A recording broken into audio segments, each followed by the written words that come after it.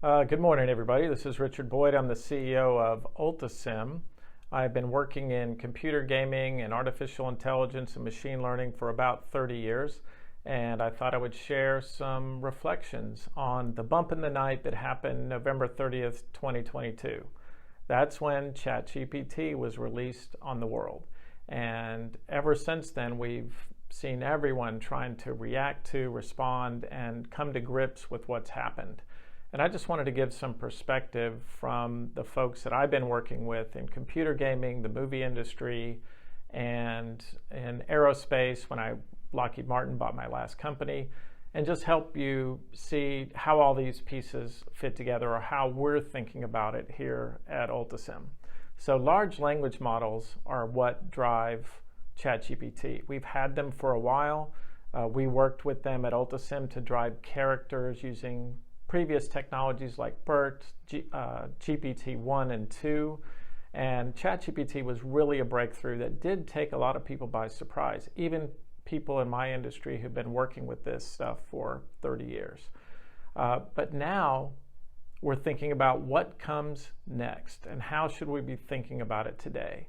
Now, when we were building systems for architecture firms, higher education institutions, for research institutes, all sorts of folks like that, we would actually build first a knowledge graph. A knowledge graph is a machine learning system that organizes data, tags it appropriately in great depth, in fact, so that it's transparent to inquiry, and then you connect that to a chat system that lets humans use natural language to query that system.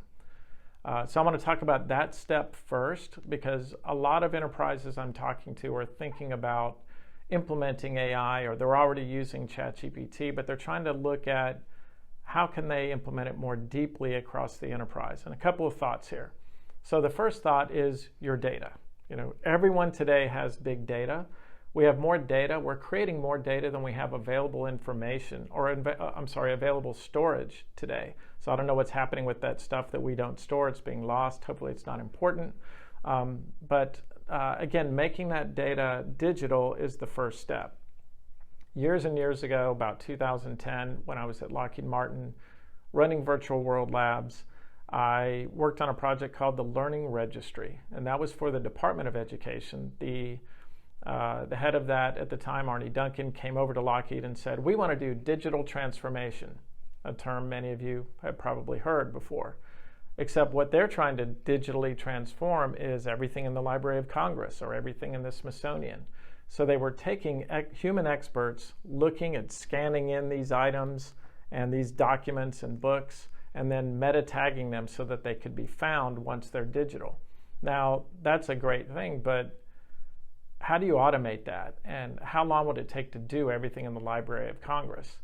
And what we did is built a system that could learn from all the experts who'd already tagged items and could auto tag those items going forward, those information objects, if you will. But the difference is, instead of a human, if a human read something like War and Peace by Leo Tolstoy, they might say, this is a Russian novel, hashtag Tolstoy, novel about war, about love. It would probably stop there. Whereas our system would tag it with up to 1,000 different weighted conceptual ideas or topics, topic vectors they're called. And that just made it easier to find those items later and match them up to a need that someone has. So that's the first big leap you have to make. Number one is, where is your data? Can you get all of it together, or leave it where it is in its little data? You don't have to make a data lake, but having it in little data ponds where it can be connected to, and then meta tags so it's transparent to inquiry. That's the big leap, right? But then there's an even bigger leap from there before you can actually use artificial intelligence to take advantage of that. And that's what we call the big leap from information, which is big data that's been tagged and transparent to inquiry, and move it all the way to intelligence. Intelligence is the most powerful force in the universe, we believe, and it is that point at which either human or machine intelligence can perform some kind of compute or function on that data so you can do something with it. You can actually take action. That's the last leap. And at Ultisim, we're helping organizations make digital twins, sometimes even with visual front ends, that are the 3D model of the factory or of a logistics process or a store or a school, and take them through all of those leaps. But very often we get stuck back here because people think they have data and they really don't have good access to it, either because they bought a system from another company that is semi-automating part of their enterprise, but then they really don't have an API to be able to get that data. That's a whole issue that we can unpack in a later video. But the first step is think about how you're going to move. Where are you in that transition from data to information to intelligence? How ready are you then to take advantage of artificial intelligence? And once you've figured that out, or if you need help figuring that out, contact us, or we'll give you a link, I believe, after this video where you can take a sort of self-assessment of where you are in that process.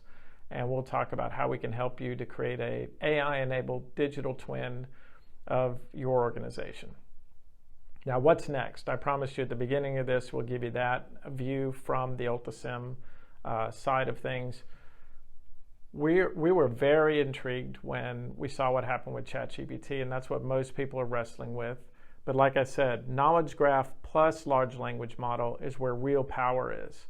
Large language models that are on general knowledge can be really useful, but they become incredibly useful when they're applied to an area of knowledge that's been mapped out, like the practice of architecture or motorcycle maintenance or curing a specific kind of cancer or that sort of thing. And that's what's being left out of the conversation, at least I feel right now, is those two things combined. And that's something we have a lot of experience with at Ultisim. Now, what's next after that? I mean, just look at our name, Ultisim. Ultimate simulation.